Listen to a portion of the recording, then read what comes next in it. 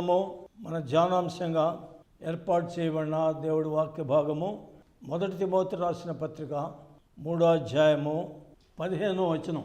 అయినను నేను ఆలస్యం చేసినడల దేవుని మందిరములో అనగా జీవము గల దేవుని సంఘములో జనులు ఎలాగూ ప్రవర్తింపవలనో అది నీకు తెలియవలనని ఈ సంగతులు నీకు వ్రాయిచున్నాను. దేవుడి మాటలు మన వినికిడిలో మన ఆత్మీయ మేడ నిమిత్తము ఆశీర్వదించునుగాక.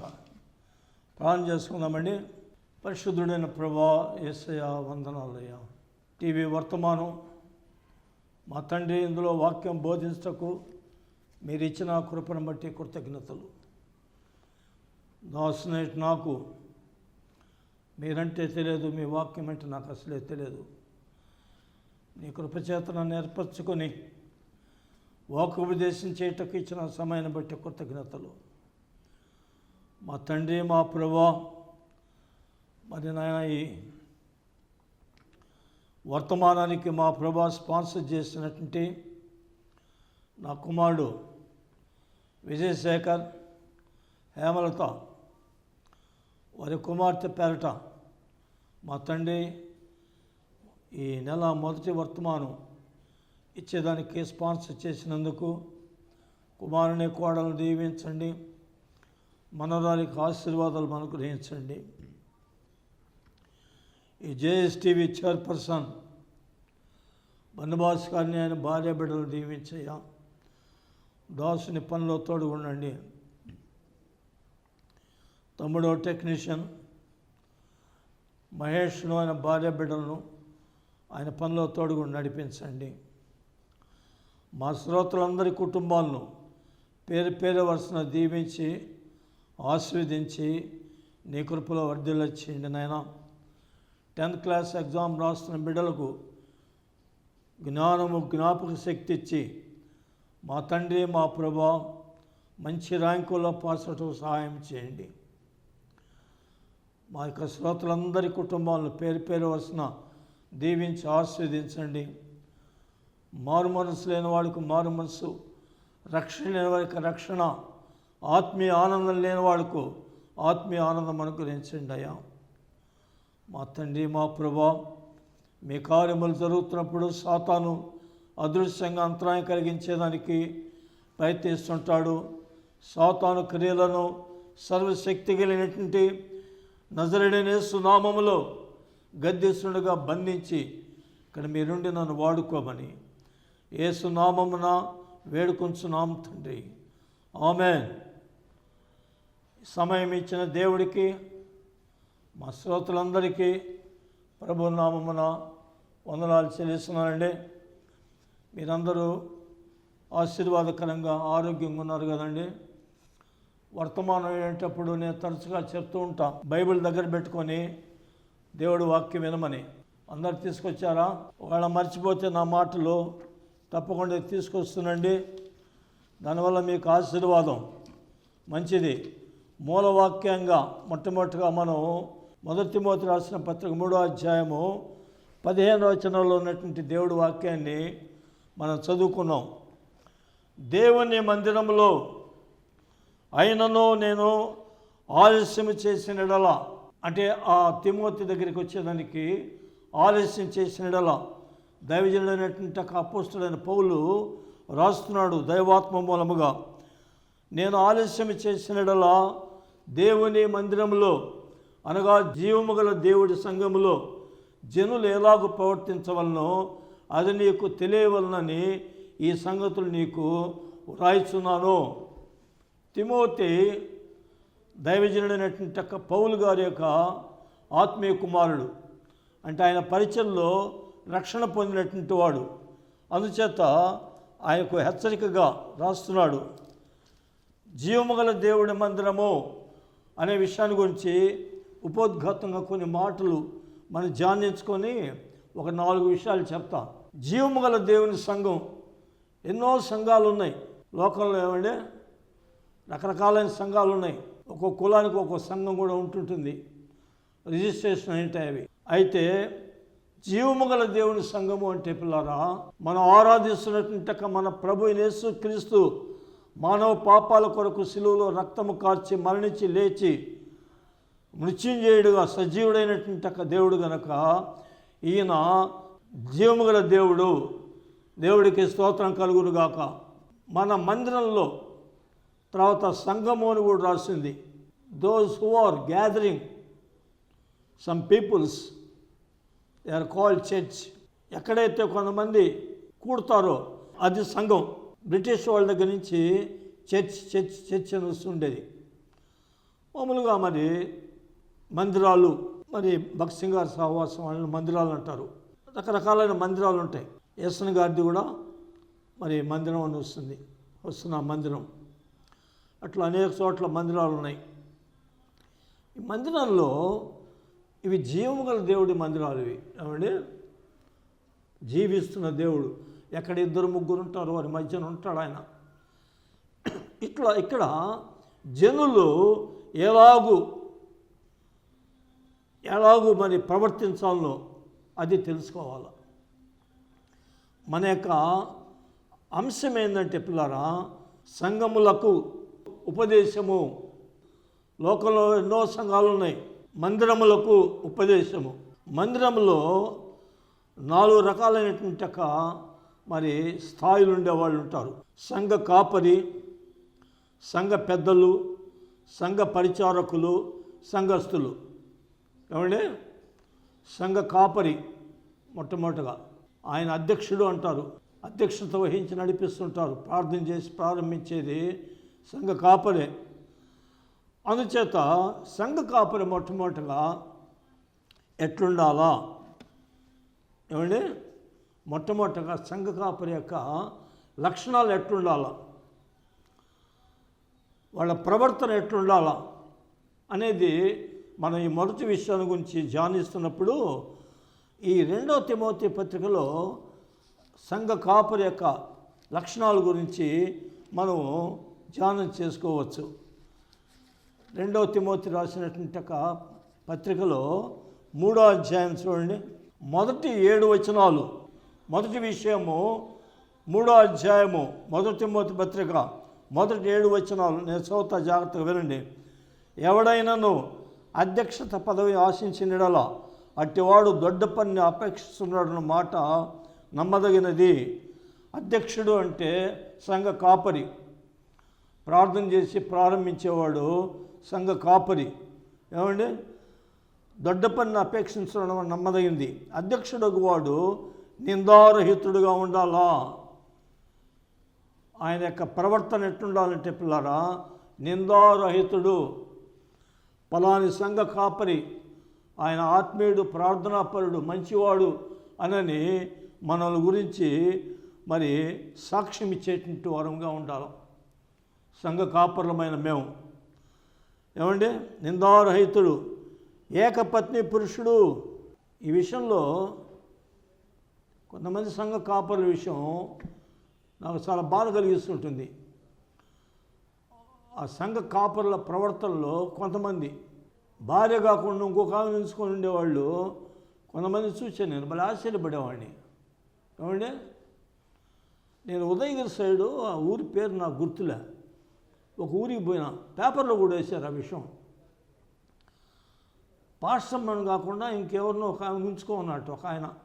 అదేందయ్యా నువ్వు పాస్టర్గా ఉండి ఆ విధంగా చేయటం అంటే జుట్టు పట్టుకొని మెడ అట్టనే కత్తితో కోసేసేట.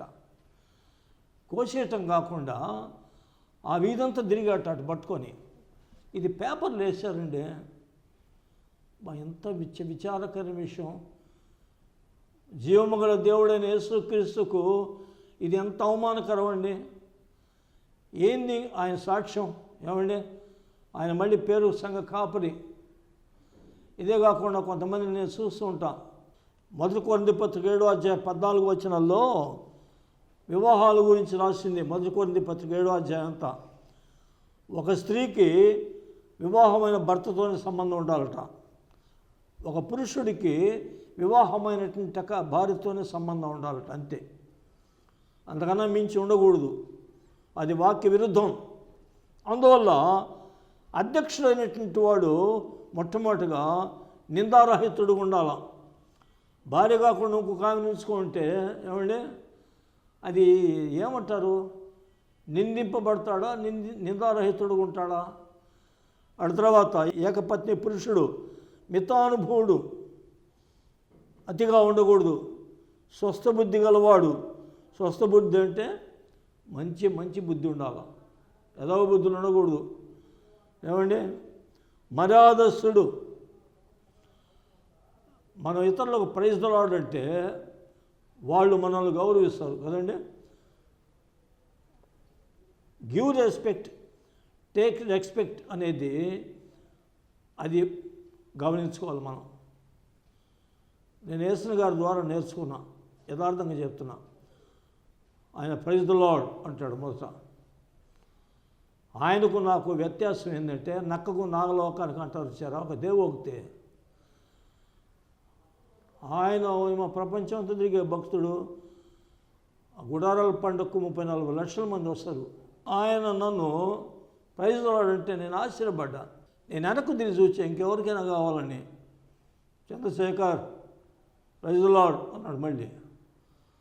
ఊహిమా తను తాను తగ్గించుకున్నవాడు హెచ్చించబడతాడు.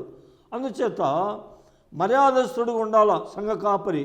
అతిథి ప్రియుడు. ఆ టైంకి వస్తే ఏదైనా పెట్టాలి మనకున్న దాంట్లోనే.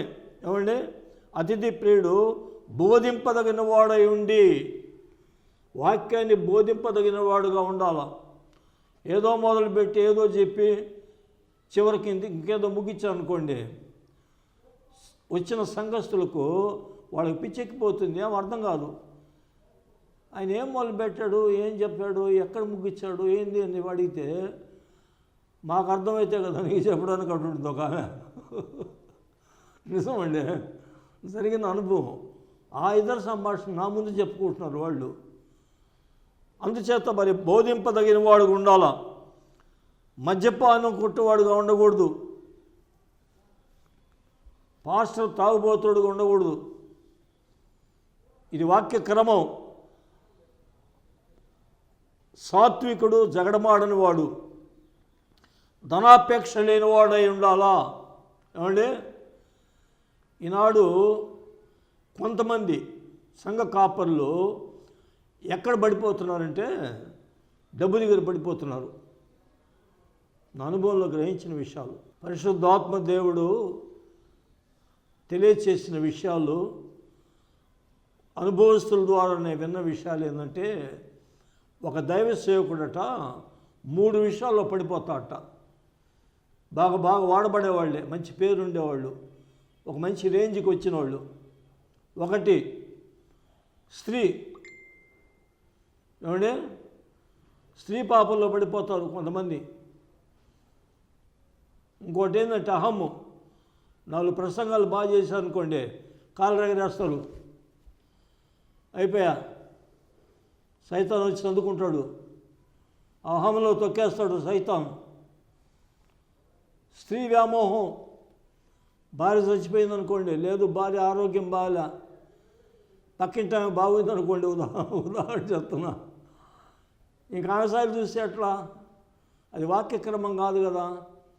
స్త్రీలో పడిపోతాడు, స్త్రీ బలహీనతల్లో. ఈ రెండింటిలో తప్పించుకున్నారు అనుకోండి, డబ్బు.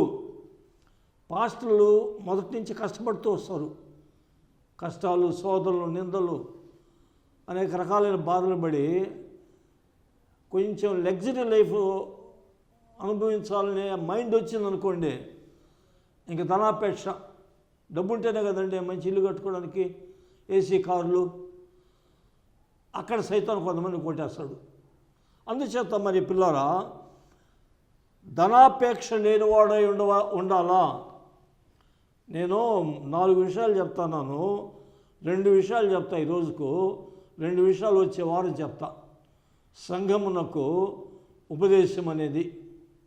ఏమండి మరి సంఘ కాపర్లారా, మీరు ఒకవేళ వాక్యం వినకపోతే, వాక్యం విన్నవాళ్ళు దయచేసి నేను ఒక మనవి చేస్తున్నా, మీ సంఘ కాపరులు కానీ ఈ వాక్య విరుద్ధంగా జీవిస్తుంటే మీరు చెప్పచ్చు, ఒక పెద్ద ఆయన ఈ విధంగా చెప్పాడు, బైబిల్లో ఉండే మాటలు దేవుడి మాటలే, మరి ఏంది పాస్టర్ గారు అని చెప్పని అడిగితే ఈ వాక్య విరుద్ధంగా ఉండేవాడికి సిగ్గనం వస్తుంది. ఏమండి, ఈనాడు దేవునికి ఎంత అవమానకరంగా జీవిస్తున్నారంటే కొంతమంది, నా హృదయం వేదనగా ఉంటుంది. చెప్తే వినరు, వాళ్ళ కొరకు ప్రాణం చేస్తుంటాం. ఏమండి, అంతకని ఏం చేయగలుగుతాం?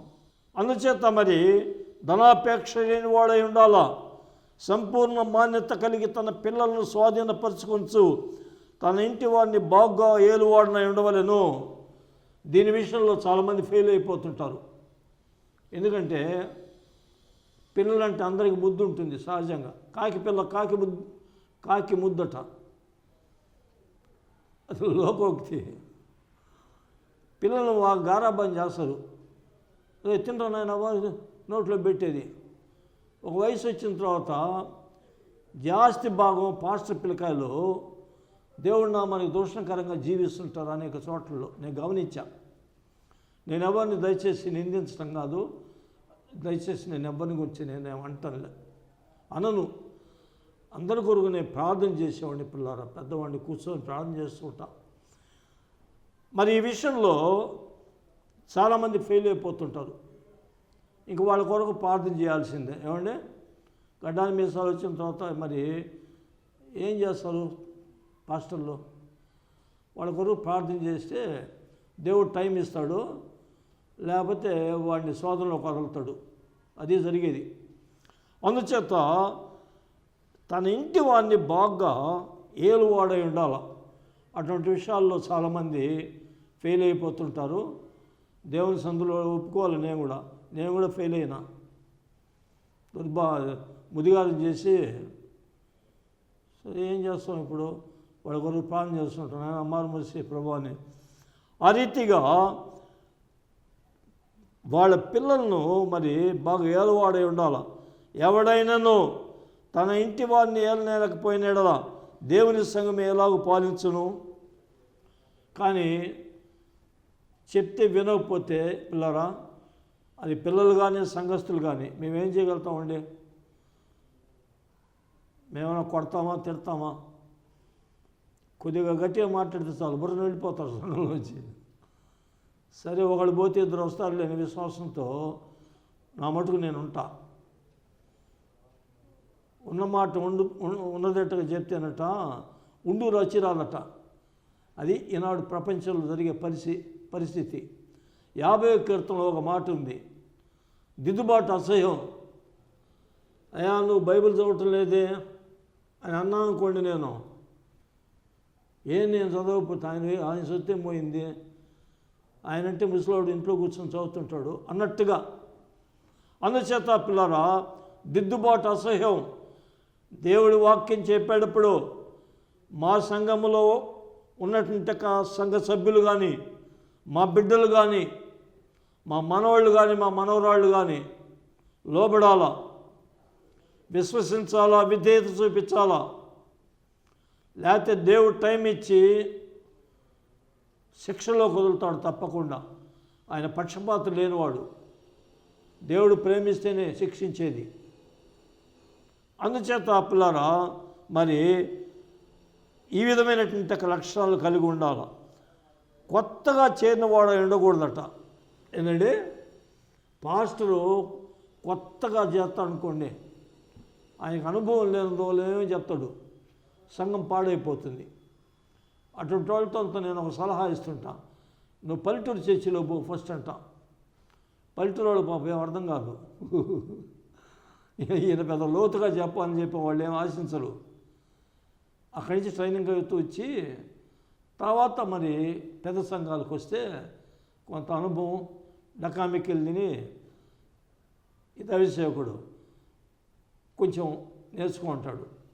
ఏమంటే నేను చెప్పేది అనుభవం. కొత్తగా చేరినవాడు ఉండకూడదు.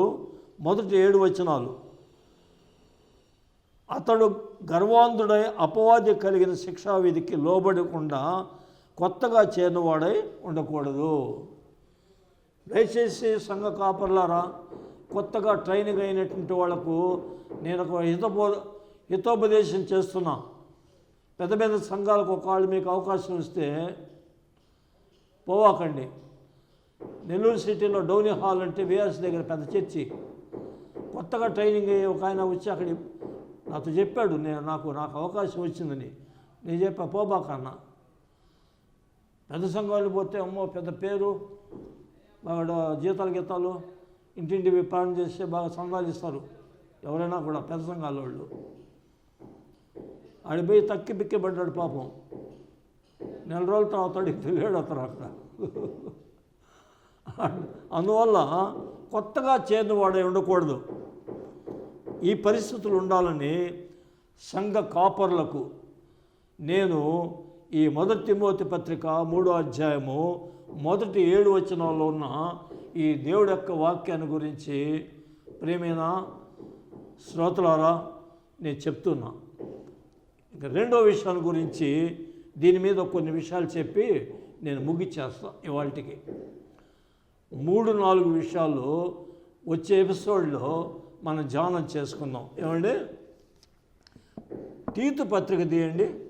తీతు పత్రిక 1వ అధ్యాయము 5-6 వచనాలు. అపోస్తుడైన పౌలు అనేటువంటి దైవభక్తుడు పరిశుద్ధాత్మ ద్వారా మూలముగా వ్రాయించినటువంటి దేవోక్తులు ఏంటంటే, నేను నీకు ఆజ్ఞాపించిన ప్రకారము నీవు లోపముగా ఉన్న వాటిని దిద్ది, ఏమంటే లోపంగా ఉండేటువంటి వాటిని దిద్దాల. ప్రతి పట్టణములో పెద్దలను నియమించు నిమిత్తమే నేను క్రేతులో నేను విడిచి వచ్చి తిని. తీతుకు దైవజనుడైనటువంటి పౌలు రాస్తూ, నీవు దిద్ది పెద్దలను ఏర్పాటు చేసేదానికి అయ్యా నా ఆత్మీయ కుమారుడా, నిన్ను క్రేతు అనేటువంటి ఊరిలో విడిచి వచ్చా. ఈ సంఘ పెద్దకు ఉండవలసినటువంటి లక్షణాల గురించి 6వ వచనంలో మనం చూస్తే, ఎవడైనను నిందారహితుడును ఏకపత్ని పురుషుడును దుర్వ్యాపారం విషయంలో నేరము మోపబడిన వారై అవిధేయులు కాక విశ్వాసమైన పిల్లలు గల వాడినై ఉన్న ఎడల అట్టి వాడిని పెద్దగా నియమించవచ్చు. సంఘములో 4 రకాలైనటువంటి మరి పరిస్థితులు ఉంటాయి. ఏమండి, మొదటిది సంఘ కాపరి, 2వది సంఘ పెద్ద, తర్వాత 3వది సంఘ పరిచారకులు, 4వది సంఘస్థులు. ఈ 2వ విషయాల గురించి మనం గమనిస్తే ముఖ్యంగా 6వ వచనంలో నిందారహితుడిగా ఉండాల సంఘ పెద్ద. ఏమండి, నిందింపబడేవాడు ఉండకూడదు. ఏం సంఘ పెద్దరా పనికిమాలాడు అనేటువంటి మాట రాకూడదు. కొన్ని సంఘాలలో నేను కొంతమంది సంఘ పెద్దలను చూచా, వాళ్ళకన్నా సంఘ సాధారణమైనటువంటి సంఘస్థులు మేలు నాయన అనిపించేది. ఆ పదవిలోంచి నువ్వు దిగరా నాయన అంటే దిగరు. ఆధిక్యత, దానివల్లే సంఘాలు అయిపోవటం, సంఘాలు చీలికలు పేలికలు అయిపోతున్నాయి. మరి భయంకరమైన పరిస్థితి అండి. ఇది చాలా వేదనకరమైనటువంటి పరిస్థితి రక్షించబడిన వ్యక్తికి. అది రక్షణ అనుభవం, ఆత్మీయ అనుభవం లేనటువంటి సంఘ కాపరులకు కానీ సంఘ పెద్దలకు కానీ అది మామూలుగా సర్వసాధారణమే. ఎలక్షన్లో కలెక్షన్లు ఉండకూడదని చెప్పి అంటుంటాడు ఏసన్ గారు అప్పుడప్పుడు. ఏంది అప్పుడప్పుడు ఈయన ఏసన్ గారిని గురించి చెప్తుంటాడు. ఏసన్న పక్షపాతి అయినా అని అనుకోవచ్చు మీరు. ఆయన ద్వారా నేను చాలా విషయాలు నేర్చుకున్నాను, వాస్తవంగా చెప్తున్నా. ఈ ఎలక్షన్లో కలెక్షన్లు అనేది దీనివల్ల ఏంటంటే పిల్లారా, విచిత్రమైన వాళ్ళని ఎన్నుకుంటారు సంఘ పెద్దగా. కొన్ని సంఘాలలో సంఘ పెద్దకు ఉండాల్సినటువంటి లక్షణాలు వాక్యాన్ని పక్కన పెట్టి ఆయనకు లోకల్గా కొంచెం పలుకుబడి, కొంచెం 4 బిల్డింగులు, ఏమండి 2 ఉంగరాలు వేసుకొని మెడలో చైన్ వేసుకొని లోకల్గా కొంచెం ఇన్ఫ్లుయెన్స్ ఉంటుంది అనుకోండి, పలుకుబడి, అటువంటి వాళ్ళు సంఘ పెద్దగా ఉంటారు. అంతే సంగతులు. ఆయన అయితే అక్కడే సొందాలు దండుకొని రాగలుగుతాడా? మామూలు వాళ్ళని పెడితే ఏం ప్రయోజనం? ఆత్మీయంగా ఉండేవాళ్ళని పెడితే ప్రార్థన చేస్తే దేవుడు ఇస్తాడనే విశ్వాసం లేనందువల్ల మహాభయంకరమైనటువంటి వాళ్ళని సంఘ పెద్దగా ఎన్నుకుని ఉంటారు కొన్ని చోట్ల. అందుకు అక్కడ సంఘాలు పాడైపోయేది. పరిశుద్ధాత్మ దేవుడికి అక్కడ స్థలం ఉండదు. వాక్య విరుద్ధంగా ఏ సంఘంలో మరి సంఘ పెద్దలు ఉంటారో అక్కడ సైతాన్ సన్నిధి ఉంటుంది. ఒక ఆయన ఒక మాట అన్నాడు నాతో, Satan is centre point of the evil అన్నాడు. ఇదేంద్ర నాయన అనుకున్నాను నేను. ఇంగ్లీష్ అర్థం కాని వాళ్ళకి తెలుగులో చెప్తా. సాటన్ అంటే సాతాను, సెంటర్ పాయింట్ అంటే ప్రాముఖ్యమైన స్థలం ఏంటంటే సెంటర్ పాయింట్ ఆఫ్ ఈవిల్ అట. దురాత్మకు సంఘం అనేది కేంద్రం అంట. దాని అర్థం ఎంత ఇది ఎంత భయంకరంగా ఉంది ఆ మాట. నేను సేవలోకి వచ్చిన కొత్తలు అది నాకు అర్థం కాలే. ఆయన అడిగా నేను ఇంటికి పోయి, అన్నా మరి మీరు ఆ రోజు ఒక రోజు ఇట్లా అన్నారు, దాని విషయం కనుక్కుందామని వచ్చానంటే, మందిరంలో కానీ సంఘంలో కానీ దేవుడి సన్నిధి కదా ఉండేదంటే, ఎవరైనా సందేహంగా ఉండి వస్తే నన్ను అడగచ్చు అన్నాడు ఆయన. అప్పుడు చెప్పాడు, యోబు గ్రంథంలో తమ్ముడు సైతాను యోబును శోధించేదానికి ఆ దేవుడి దగ్గరికి పోయినాడా లేదా అన్నాడు. అన్నా నేను. ఇంకేం మాట్లాడాను నేను. సైతాన్ సంబంధులు సంఘంలో ఉన్నప్పుడు ప్రార్థన లేకుండా, విధేయత లేకుండా, పవిత్రత లేకుండా, ఏమండి సోమవారం శనివారం వరకు వాళ్ళ ఇష్టానుసారంగా జీవించి, ఈనాడు కొంతమందిని నేను గమనించిన విషయం ఏంటంటే, పిల్లరా సంఘానికి కానీ మందిరానికి కానీ వచ్చేది ఆశీర్వాదాల కొరకే. నన్ను కాపాడు, నా భార్యను కాపాడు, నా బిడ్డలను కాపాడు, అంతే సంగతులు. నాకు రక్షణ, మారు మనసి, నీ రాకడప్పుడు నేను ఎత్తబడే సిద్ధబాటి ప్రభు అనే మాటలు ఎంత ఉండవు కొంతమందిలో. అప్పుడు సైతాను ఉంటాడు, ఏమండి వాడితో కూడా వస్తాడు. ఏం సందేహాలే, నేనే అబద్ధ బోధ చేయటంలే. దేవుడి వాక్యానుసారంగా లేనటువంటి వాళ్ళందరినీ కూడా సైతాను మోసం చేస్తుంటాడు. The Satan is deceiving them అన్నాడు ఒక ఆయన. సాతాను మోసం చేస్తుంటాడట. వాళ్ళు అనుకుంటున్నారు మేము చాలా భక్తిగా ఉన్నాము, మా ఇంట్లో ప్రార్థన జరుగుతుంది. ఏం లే, క్రియలు లేకుండా ప్రార్థన చేసే కప్పు దాటవు.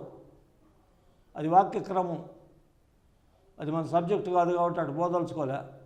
అందుచేత మరి ప్రియ సోదరుడా సోదరి, ఈ వాక్యోపదేశం వింటున్నటువంటి వ్యక్తుల్లో సంఘ పెద్దలు ఎవరైనా ఉంటే, 1 తిమోతి పత్రిక 1వ అధ్యాయము 6వ వచనాన్ని జాగ్రత్తగా ఇంటికి పోయి చదువుకోండి.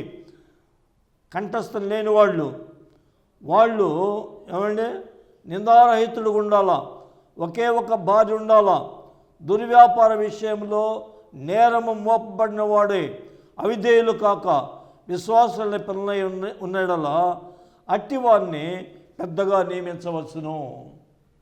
ఏమండి దేవుని యొక్క వాక్యానుసారముగా పెద్దకు ఉండవలసినటువంటి లక్షణాలు అవి. అంతేగాని లోకంలో పలుకుబడి ఉంది ఆయనకు, ఆయన మంచి అందగాడు, చేతికి 3 ఉంగరాలు వేస్తాడు, మెడలో టార్చ్ లైట ఏదో ఒకటి చేతికి వేసేదాన్ని. అటువంటి వాళ్ళని ఎందుకుంటే ప్రయోజనంలే. దేవుడు ఆత్మ కార్యం జరగదు పిల్లరా. అటువంటి వాళ్ళు ఎవరైనా ఉంటే దయచేసి నా మీద బాధపడద్దు, కోపపడద్దు. నేను వాక్యం చెప్తున్నా అంతే. దేవుడికి మహిమకరంగా జీవించేదానికి జాగ్రత్త పడండి. ప్రభు 2వ రాకడ రాబోయే సూచనలు కనపడుతున్నాయి. నేను ముగిచ్చేస్తున్నా. అమెరికా, ఇజ్రాయెల్ ఇరాన్ను భయంకరంగా బాధేస్తున్నారు బాంబులేసి. దేవుడి రాకడ రాబోయే ముందు సూచనలు ఇవి. నేను అవి చూస్తుంటే టీవీ 9 మత్తయి సువార్త 24వ అధ్యాయాన్ని గుర్తు చేశాడు దేవుడు నాకు.